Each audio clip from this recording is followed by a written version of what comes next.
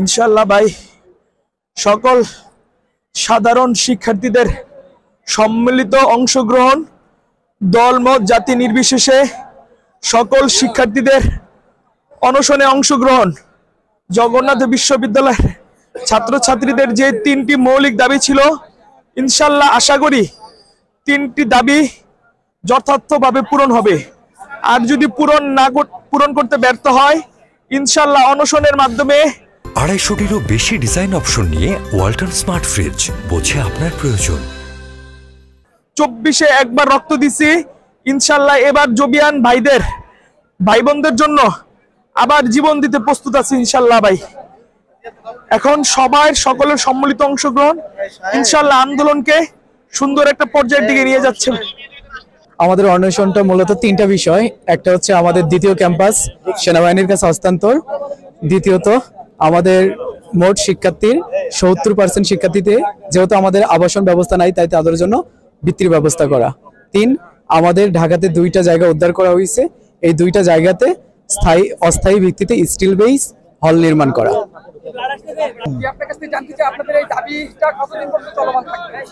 আমাদের দাবি ততদিন পর্যন্তই চলমান থাকবে যতদিন না পর্যন্ত আমাদের দ্বিতীয় ক্যাম্পাসের দায়িত্ব সেনাবাহিনীর কাছে হস্তান্তর করা হয় এবং আমাদের আবাসন ব্যবস্থার 70% পূর্ণাঙ্গ নিশ্চিত না করা হয়। আমাদের এই আমরণ অনশন চলতেই থাকবে মৃত্যু পর্যন্ত, এটাই আমাদের দাবি। আমাদের দাবি যতদিন না পর্যন্ত আদায় হচ্ছে ততদিন পর্যন্ত এই আমরণ অনশন চলতে থাকবে। আর কি কি দাবি একটু বলবেন? আমাদের 3 দফা দাবি। প্রথম দফা হচ্ছে দ্বিতীয় ক্যাম্পাস সেনাবাহিনীর নিকট হস্তান্তর। 2 নম্বর দাবি আমাদের অস্থায়ী আবাসন দিতে হবে। আর 3 নম্বর দাবি হচ্ছে যতদিন পর্যন্ত অস্থায়ী আবাসন হবে না ততদিন পর্যন্ত অ্যাটলিস্ট 70% স্টুডেন্টের আবাসিক ভাতা দিতে হবে। ভাই ইনশাআল্লাহ সকল সাধারণ শিক্ষার্থীদের সুন্দর আশ্বাস পাচ্ছি এবং তাদের সম্মিলিত একতা আন্দোলনকে আরো বেগবান করতেছে। আমাদের আন্দোলনের যে দাবি, এটা যদি পরিপূর্ণভাবে প্রতিপালিত না হয় তাহলে আমরা সচিবালয় অভিমুখে যাত্রা করবো, ওখানে গণ অনশন শুরু হবে। আবার ওখান থেকে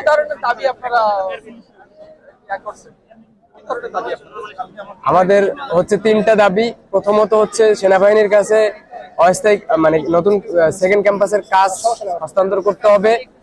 আর ফেব্রুয়ারি মাসের প্রথম দিকেই 70% স্টুডেন্টের আবাসিক ভাতা দিতে হবে। আর একটা হচ্ছে আমাদের 2টা হল আছে, বাণী ভবন আর হাবিবুর রহমান হল, ওই 2টায় যাতে আমরা অস্থায়ী বসবাস করতে পারি তার যথাযথ ব্যবস্থা গ্রহণ করতে হবে। আজকে আমাদের অনশনের আজকে 2য়তম দিন চলছে। আমরা জগন্নাথ বিশ্ববিদ্যালয়ের শিক্ষার্থীরা 3 দফা দাবি নিয়ে আমরা আজকে অনশনে বসেছিলাম গতকাল। আজকে দ্বিতীয় দিন প্রায় শেষ পর্যায়ে। যদি আমাদের অনশন প্রশাসন মেনে না নেয় তাহলে আমরা আরো কঠোর আন্দোলন যেতে বাধ্য হবে। এই কারণে যে আমরা বিগত 12 আমাদের প্রশাসনের উপর আস্থা রেখেছিলাম এবং আস্থা রেখে তাদের কথা আমরা মেনেছি, কিন্তু তারা আমাদের সেই আস্থার জায়গাটা পূরণ করতে ব্যর্থ হয়েছে, যার কারণে আজকে আমরা অনশনে যেতে বাধ্য হয়েছি। বিগত যেভাবে আমাদেরকে তারা মিথ্যা আশ্বাস দিয়েছে, সেই আশ্বাসে এখন আর আমরা করতে চাই না। আমরা যেহেতু এখানে অনশনে নেমেছি, যতক্ষণ পর্যন্ত না আমাদের দাবি দেওয়ার মেনে না হয় ততক্ষণ পর্যন্ত আমরা আমাদের সিদ্ধান্ত অনড় থাকবো। এবং কি আজকে যে আমাদেরকে একটা মন্ত্রণালয় থেকে একটা চিঠি পাঠানো হয়েছে, সেই চিঠিটাকে আমরা আবার নবায়নের জন্য আমাদের মতো করে পাঠিয়েছি। সেটা যদি 1 ঘন্টার ভিতরে তারা আমাদেরকে না পাঠায় তাহলে আমরা সচিবালয় অভিমুখে আমরা আমাদের গণ পদযাত্রা শুরু করবো এবং সেখানে আমরা অনশন করব। আজকে 4টার পরে আমরা সেখানে যাব। আর যদি তারা আমাদেরকে ওইভাবে আমাদের মতো করে নতুন করে নবায়নকৃত চিঠি পাঠায় তাহলে আমাদের আজকের অনশন এখানে আমরা প্রত্যাহার করব। এবং আমাদের এরপর থেকে ক্যাম্পাসে আমাদের কমপ্লিট শাটডাউন চলবে, যতদিন ওই আগামী মিটিং পর্যন্ত আমাদের শাটডাউন চলবে। এবং সেই মিটিংয়ে যদি আমরা ফলপ্রসূ কোনো না আসে আমাদের পক্ষে, তাহলে আমরা এই কমপ্লিট শাটডাউনটা অব্যাহত রাখবো।